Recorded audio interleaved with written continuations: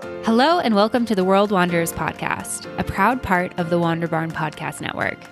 I'm Ryan. I'm Amanda. And we're your hosts. We're a traveling couple and digital nomads taking you on our adventures as we explore locations, destinations, and careers. Enjoy the show. Hello, everyone, and welcome back to another episode of the World Wanderers podcast. We are really excited that you're joining us for this episode of the show. And today on the podcast, we have a really fun episode for you. We are joined by Rishi Paparaiya. Rishi joined us from India, and he's a best-selling author and former executive. And after years of working his way up the corporate ladder, he left his corporate job to spend his time doing what he loves, which includes traveling, writing, and mentoring startups. And we have a really fun conversation with Rishi. We talk about his career journey and how there was some travel involved in that, but he found it kind of wasn't meeting his needs, and how he eventually broke out of that path and started a career that's a bit more focused on writing and travel and adventure, and how he since started writing books for kids to help inspire kids to get the most out of their travel experiences. It's a really fun conversation. We dive into lots of different things, from career to travel to writing and to traveling with children and all that fun stuff. So I think you're really going to enjoy the episode. Yeah, for sure. And the series that he has written for children is called Cities of Adventure. Honestly, I think I'm probably just going to get the books for myself. They sound super, super fun about a bunch of big cities around the world. And he shares how he's gone out and done a lot of research on these places from the perspective of children. And so if you're somebody who has children or wants to take your children traveling, this is definitely a really cool opportunity for them. So lots to dive into in this episode. And without further ado, here's Rishi. Welcome to the podcast today, Rishi. We're really excited to have you here with us. Thank you so much, Amanda and Ryan, for having me over. Yeah, we're excited to chat with you. Can you tell us and listeners where in the world you're joining us from today? Well, I'm based in India, and I'm right now calling from Goa, which is a beach town a little south of Bombay. So I was in Bombay for the last 18 months through lockdown. But finally, things have eased up a little bit. So, we just relocated to Goa for a few months. And it's nice to be here by the beach and in the open air. It must be really nice to get out and see something new after so long, just being in Bombay, and especially being in such like a big major city in India. I'm sure that was a little bit intense with everything happening with the pandemic. So it was. Yeah, it must be a nice break to be in Goa. We haven't been, but we've heard it's beautiful there. Oh, it is lovely, and it is actually usually it's filled with a lot of international tourists. But I guess India is still under lockdown, or international flights are not coming in right now, so it's still very quiet. But I think it'll pick up in the next month or so over here. Yeah, that's great. Yeah, I heard that India was opening back up soon, sometime in fall, winter of 2021. So I'm sure people will be excited to get back there. Rishi, I think your story is really unique and interesting to talk about. A lot of people we have on the podcast have kind of a similar journey where it might be something like starting a career, getting a few years into the career, feeling kind of uncertain about what they want to do with their lives. And so they say, forget it, I'm going traveling. I'm going to spend time doing that. You're actually someone who's kind of, your career has influenced and kind of allowed you to travel, explore the world. Can you kind of talk about kind of those first seeds of what made you interested in traveling and kind of your early travel story? Yeah, sure. So I've been kind of fortunate that I've been traveling from a fairly young age. So I did my schooling out here in India. We did a fair amount of travel, as a family growing up. But soon after high school, I moved to the US for my undergrad. So I was in Rochester and then Cornell in upstate New York for my education. My first job actually happened to be in Spain, in Madrid, and I was part of an international strategy team. And so my early career was in international strategy in banking. And so that allowed me to travel a lot around the world doing strategy projects. So I worked in a lot of emerging markets, went to China, to Brazil, came back to India, Eastern Europe. So through my work, I actually got a lot of opportunity to visit a lot of different cultures and look at them from a financial point of view. So I was in banking, I was doing strategy for Santander, a big Spanish bank, and then for Citigroup out in New York. So I think I've always been interested in travel. After strategy, I actually moved to sales. So I was heading sales for a big life insurance company out here in India. So I was literally on a couple of flights a week, just visiting my sales teams around the country. So that was a lot of traveling as well. So I've always had an interest in travel. And at some point, I got kind of, like many of your viewers and like yourselves, at some point, I got kind of tired of the corporate life. And my interests were in travel and in writing. So I decided to just, to get out of the corporate rat race and focus on what my interests were. And so for the last few years, that's what I've been focusing on, both travel and writing, and that has come together in some of the latest works that I've been working on. But essentially, that's my background. A corporate banker who's moved to following his passions, as I would say. Yeah, yeah, it is a really interesting story. And we're excited to dive in and talk about the books because that's really interesting stuff to talk about as well, especially with how it involves kids and travel. Yeah. And so I'm curious for you, do you have any kind of stories that stand out when you think back to those early days of, I mean, moving from India to the US is a big move. That's a big culture shock, but also then kind of moving to Spain and then going to China. Like, do you have any kind of Yeah. memories that stand out of just like big culture shocks in those early days? Uh, yeah, yeah, it is quite interesting. So the US was a stark, contrast to India, and this is, almost, I think, 20 years ago. Uh, yeah, so the US is a stark contrast. I mean, this is 20 years back. India was still an emerging market, and just the technology, the infrastructure, just everything about the US was just so imposing. So very very different from what I had experienced growing up. And then my first job was in Spain, which I think was a unique blend of American capitalism and again the infrastructure and the technology, but also a lot of history and a lot of culture, and it was just a very very unique country. So spending time in Spain in the banking sector was actually a very nice blend of India and of the East and the West.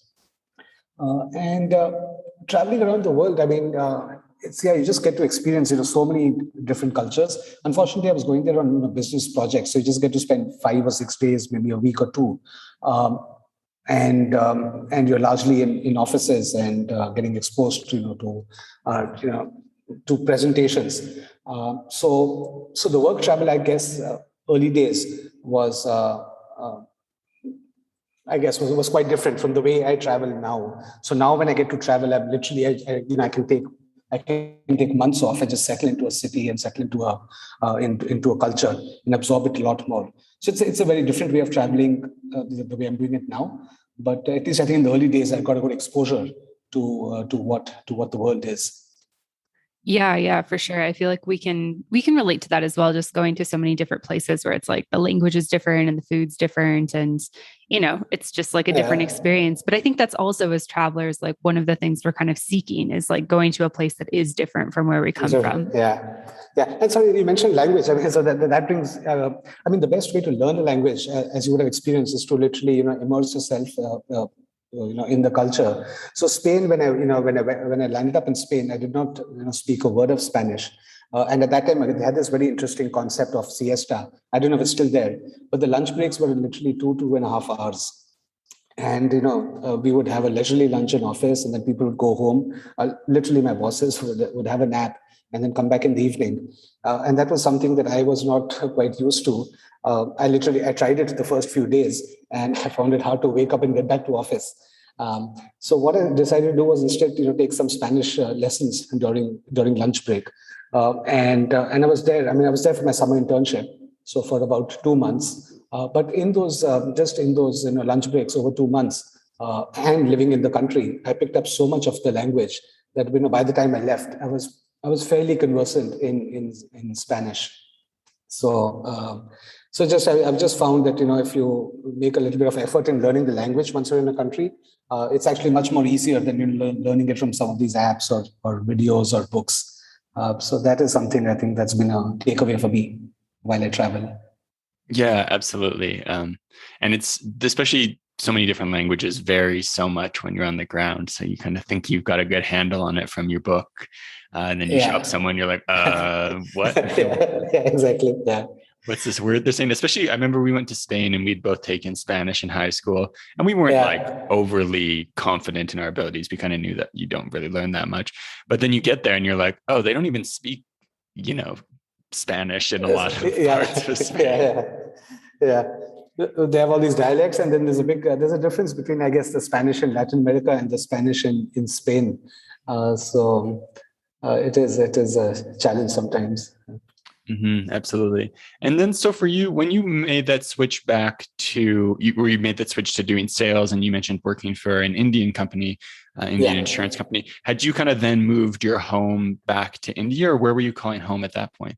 Oh yeah, yeah, yeah, I did. So actually, I moved back to India in the early 2000s.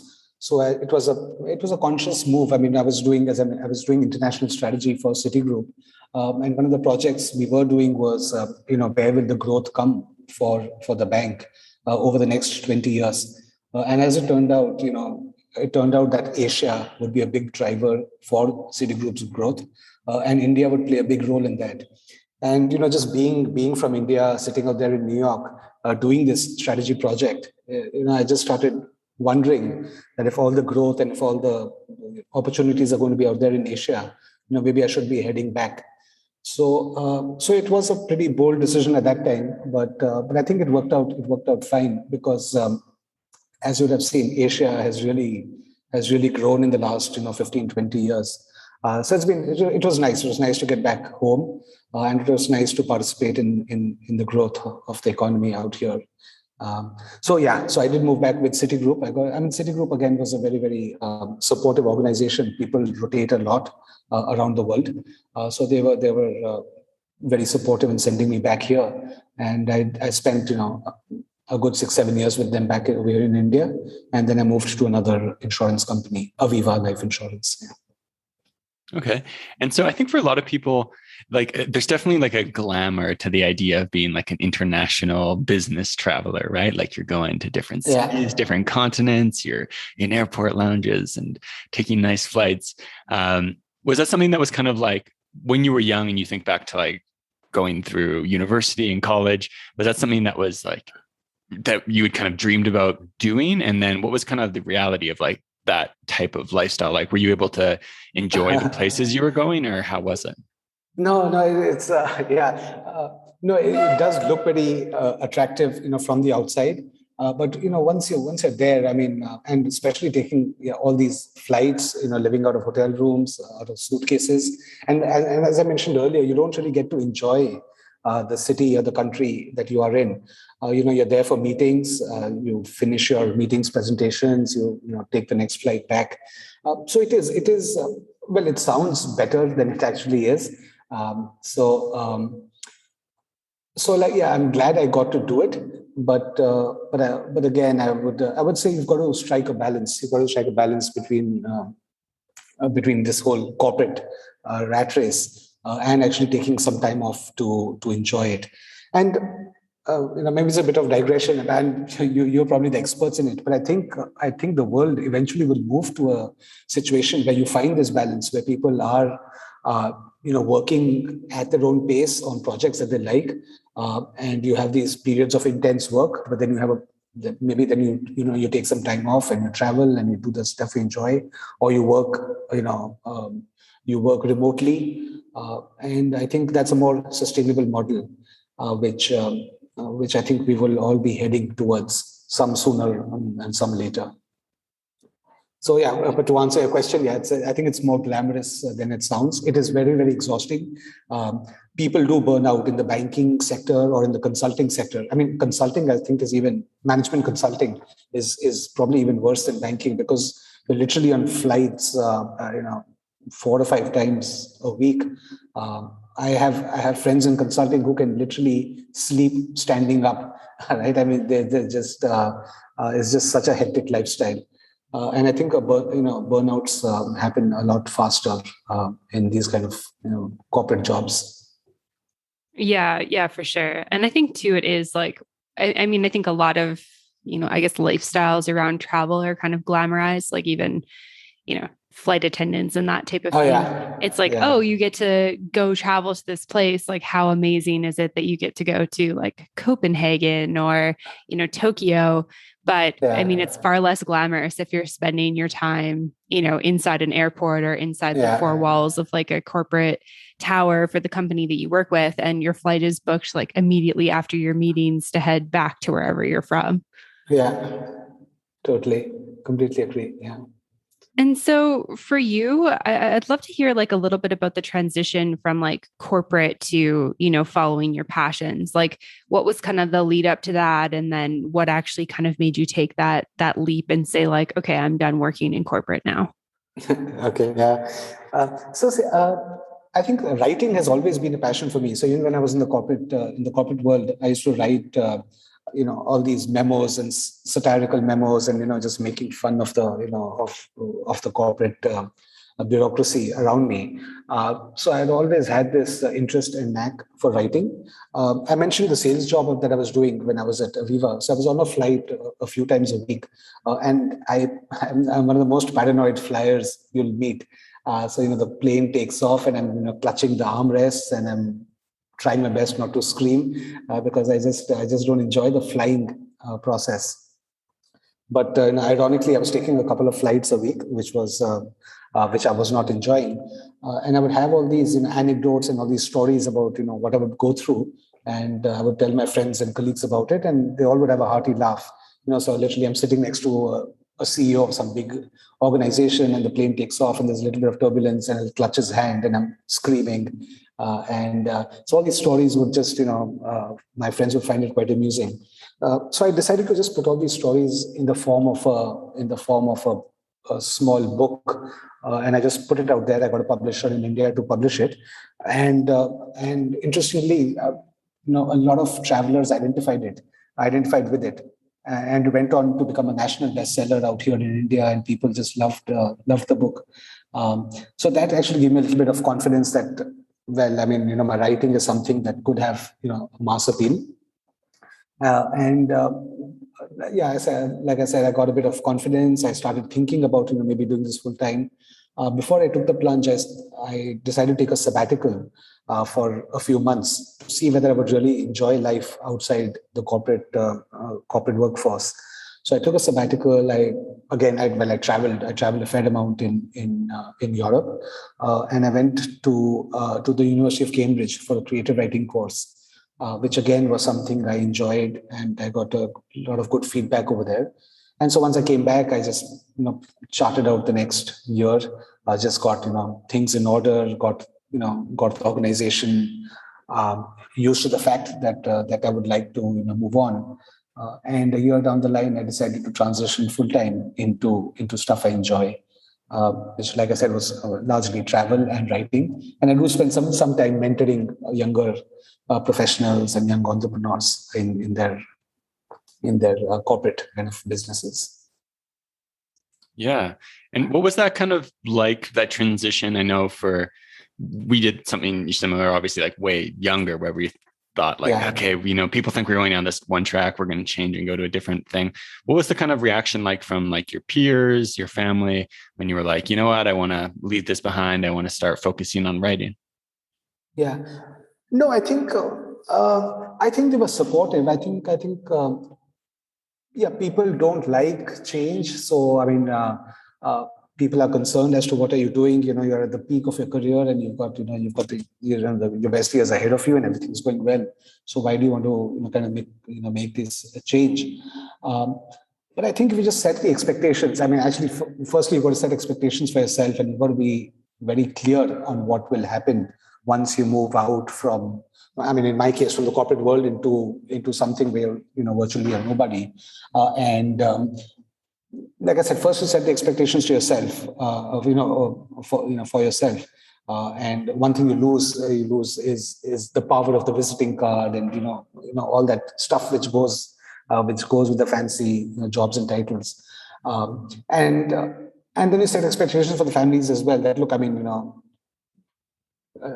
this is what you can expect, going forward. I mean, it's not that things are going to be terrible, but this is exactly how we will be. So in a financial sense, for example, right, it's not like things are going to be terrible, but you're not going to be acquiring a lot of new assets, and you're not be going flying business class and holidays and stuff like that. So I think if you're very clear with yourself and with your friends and colleagues as to what you're doing and what they can expect out of it, I think it works out just fine. Yeah, that's awesome. The world has changed a lot over the last couple of years, and one of the great things that's happened through the global pandemic has been that more and more people and more companies are working remotely. This means that if you're like us and you love to travel, you can now work from pretty much anywhere in the world. And if you're not able to, this might be a great time to be actively job hunting or trying to stay opportunity aware. And if that's you, then you need to be subscribed to the Daily Job Hunt. The Daily Job Hunt is a newsletter that gives you short daily inspiration and info, plus member benefits like custom pitch builders, career guides, role type assessments, and much more.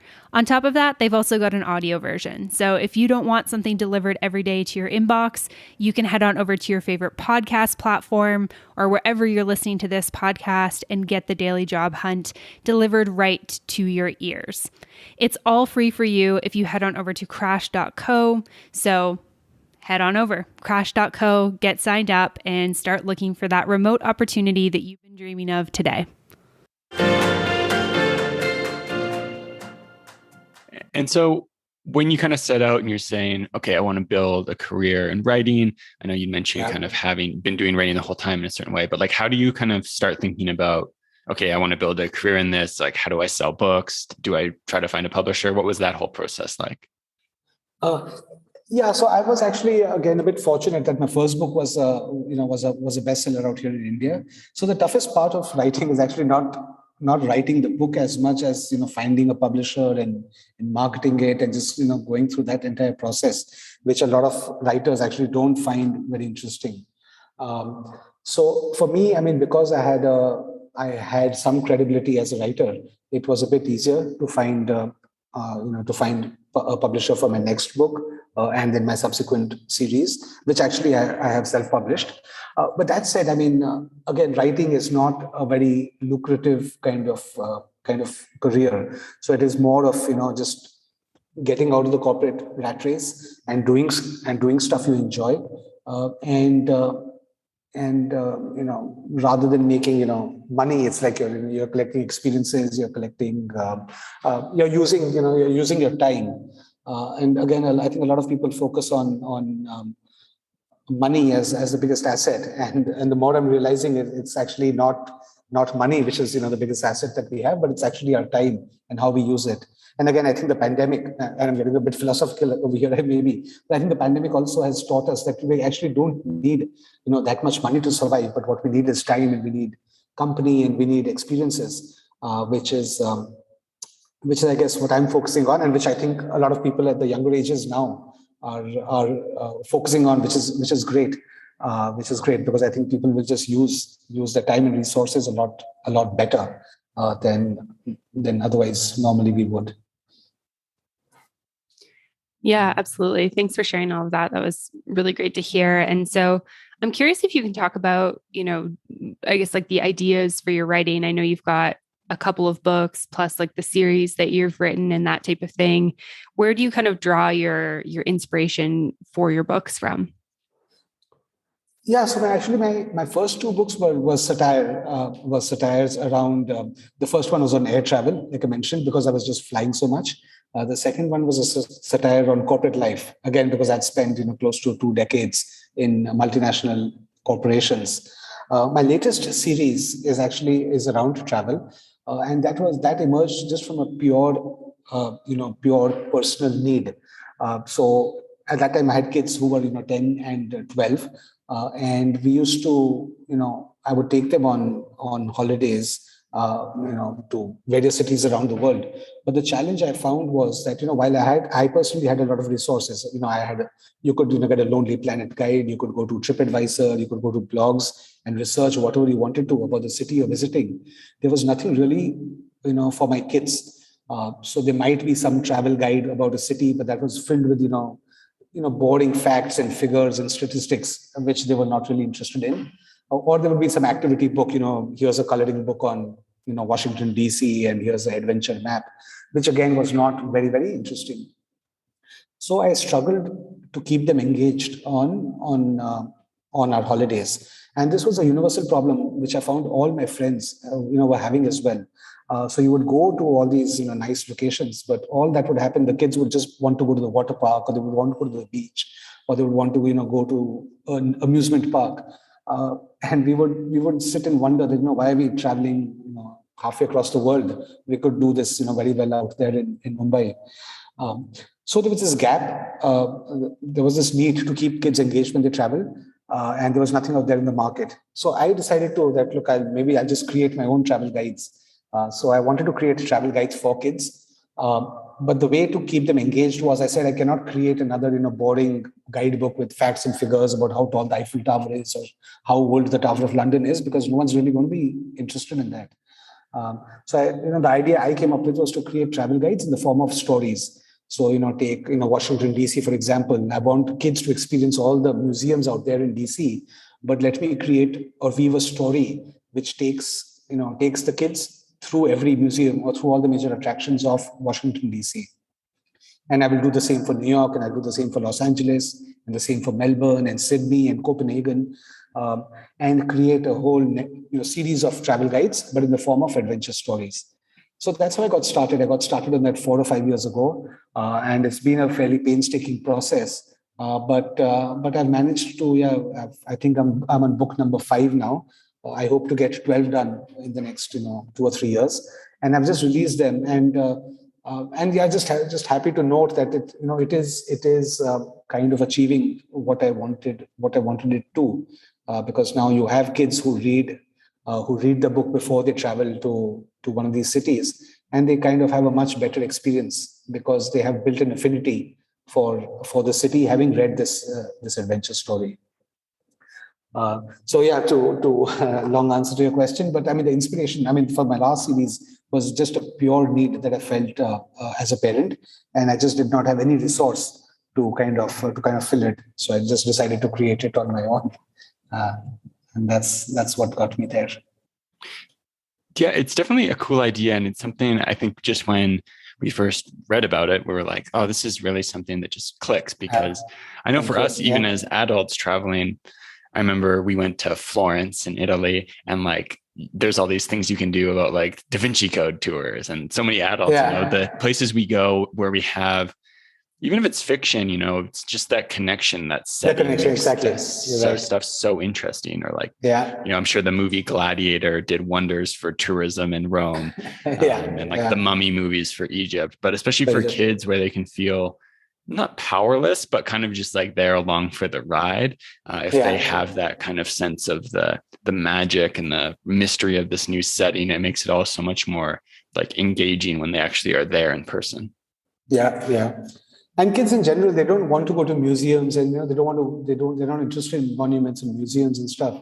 But if they've read a story where there is a little clue hidden in some museum, or there's the adventure is taking them through the various monuments. Like you said, once they have a little affinity or an interest in the location, when they actually visit it, they are a lot more interested in sightseeing than they otherwise would be. So that's what I've found with readers now who have picked up copies of these books. In many cases, it's now the children who are driving the sightseeing agenda. Look, this is where we want to go. This is where we want to go. Or if we go to the Space Museum in DC, this is the exhibit we want to see, just because they've read about it as part of a story. So families are finding it a little better when they travel, thanks to these books. It's very early days still, but hopefully I do want to influence the way families travel around the world. And so for you, what's your process like to write a new book? I know you mentioned having a bunch of more cities that you wanted to write about, but for the ones you have written, is it just drawing on past experiences in these cities? Are you trying to go back and kind of explore? And then how do you kind of set out what you want to talk about? And then how do you build a story around it? Yeah. Oh, yeah. So it's a long process, and it's a fun process, and that's what I'm loving about the project.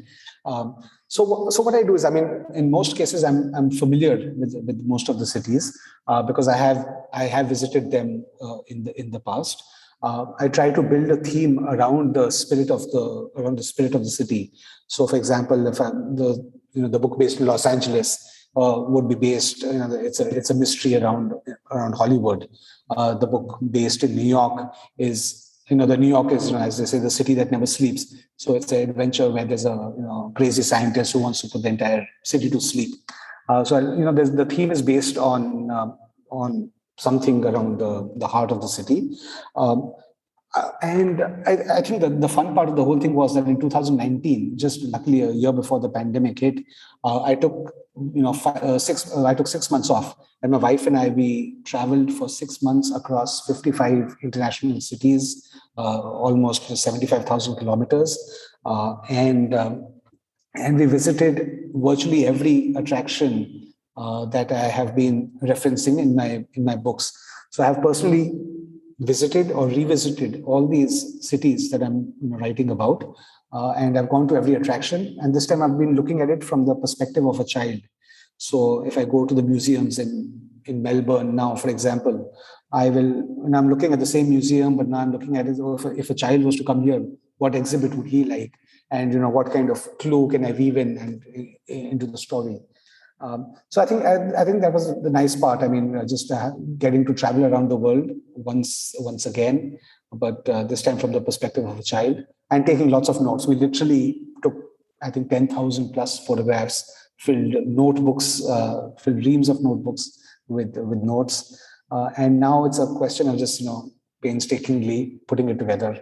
I do have a lot of support. I've got illustrators, I've got writers, I've got on these are all freelance folks around the world, but who just have skills in either in writing, in illustrating, in editing, in research. So I mean, the other beautiful part of this project is literally being able to work with tens of people around, close to 100 people around the world on these stories, and finding experts for every little thing that you need. So it's been a fascinating project, both from a travel sense and just leveraging the whole freelance economy perspective as well. Yeah, absolutely. I mean, it's so cool to kind of travel to a place with sort of like a project in mind, like you're going Yeah, to, you're doing certain things with a certain intention. And I think that that's really fun. I'm curious, when you traveled to these cities, I know you said you and your wife did a pretty big trip. Have your kids been coming along to, any of the travels where you've been doing like research and stuff like that?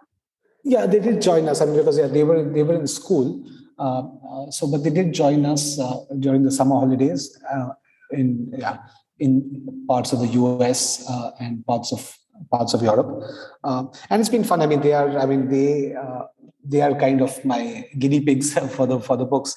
So some of the books or the early drafts that I had written, I kind of retraced with them. So they read the book and then they went to these cities with me, and I just kind of got to observe how they react to the work.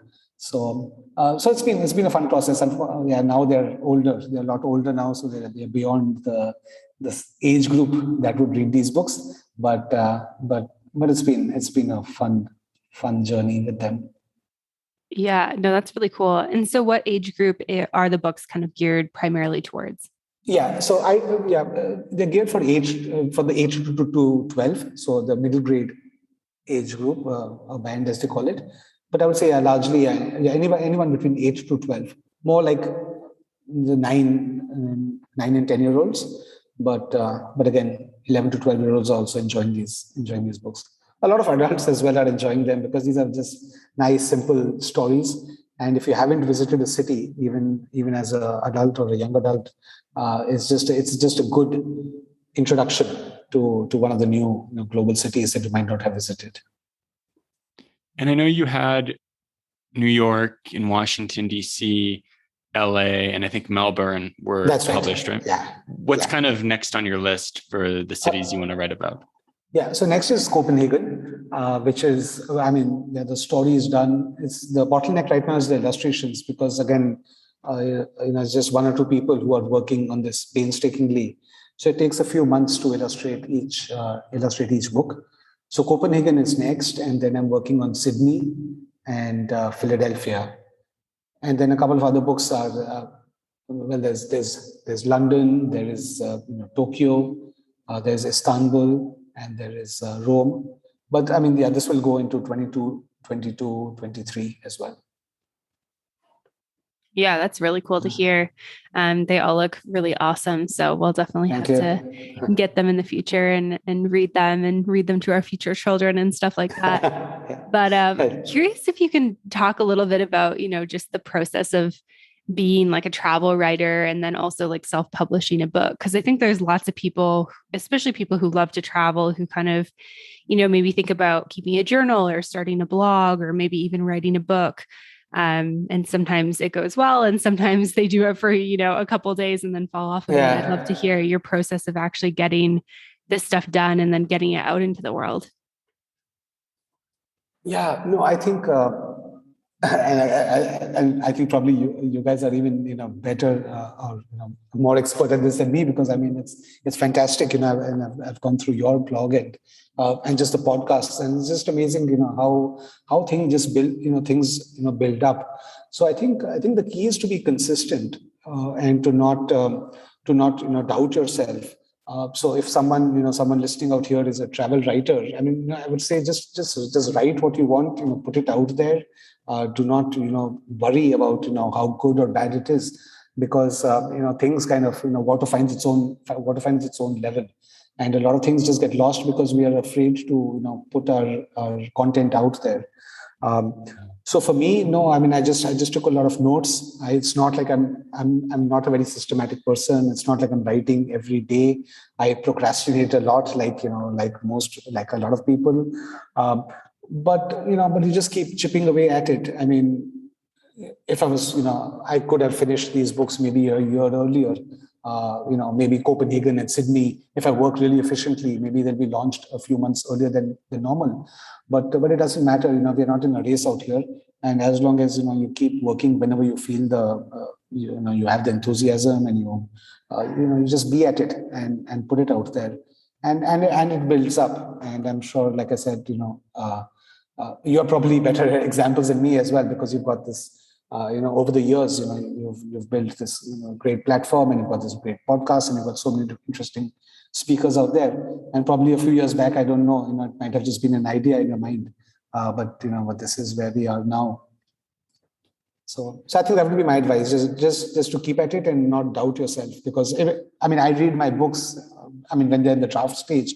And literally, in the early days, I would literally just tear up the manuscript or just delete the file because I'd be so frustrated. But after a point, I said, no, let me just keep writing. And then it all magically just, comes together. There's a certain point, I think, in a writer's work where suddenly everything falls into place, and everything that seems, terrible and chaotic suddenly just magically falls together. And you don't want to give up before you reach that point. Yeah, I think it's such an important point, just that daily or weekly commitment to doing things. And I think we get caught up in our heads thinking like, oh, I've been doing this for, 6 months or 9 months and nothing's happened yet. But sometimes things take years. And if you just stay committed to it, you can reach all sorts of things. There's that line of like, we overestimate what we can accomplish in a day, or maybe it was even like a year, and we dramatically underestimate what we can accomplish in a decade. So that's definitely an important point. And so for you, Rishi, at the start, you mentioned you're in Goa right now. Do you have any future upcoming travel plans, or what are you kind of hoping the next year looks like in terms of adventure and exploring? Yeah, I'm just I'm optimistic that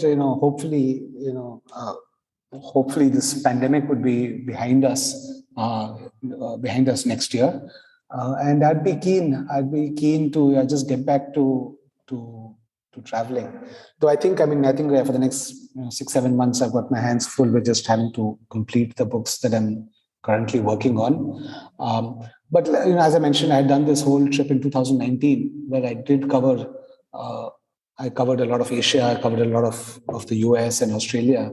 But there's this whole European leg and South America, which I've not visited at all.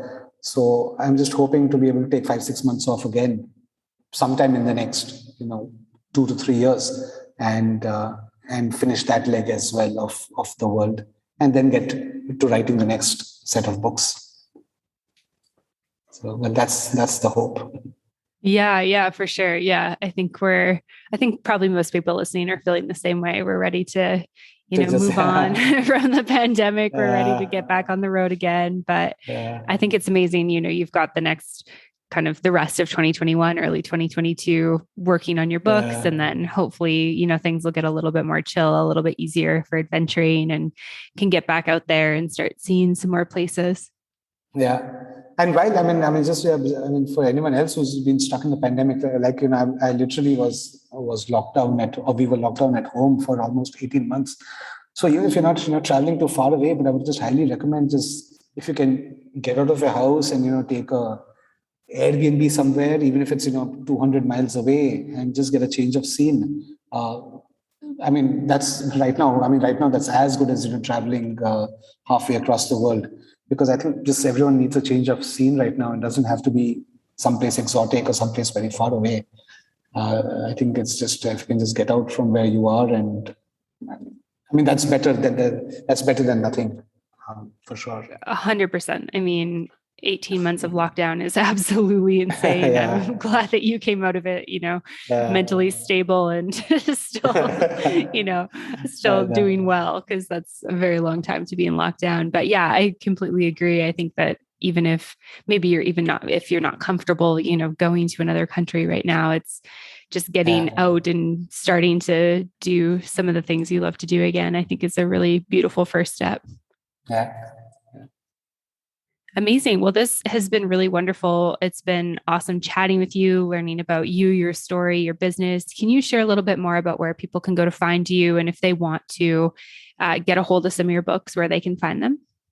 Yeah. So the books are all available on Amazon. The children's books, the travel series, is called Cities of Adventure.